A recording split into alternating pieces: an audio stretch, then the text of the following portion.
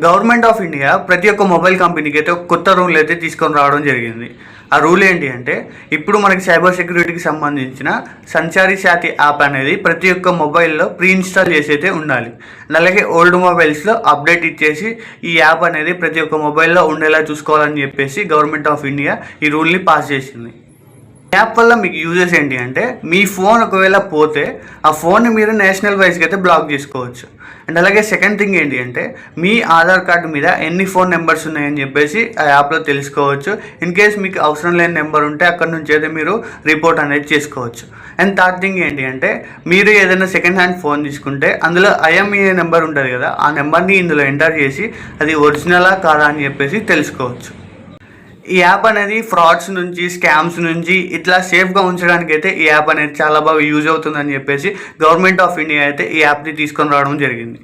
So ఈ app మీద మీ opinion ఏంటో కామెంట్లో చెప్పండి. అండ్ అలాగే వీడియోని ఇస్తే లైక్ చేయండి, మీ ఫ్రెండ్స్కి కూడా షేర్ చేసి మన అకౌంట్ని ఫాలో అవ్వండి.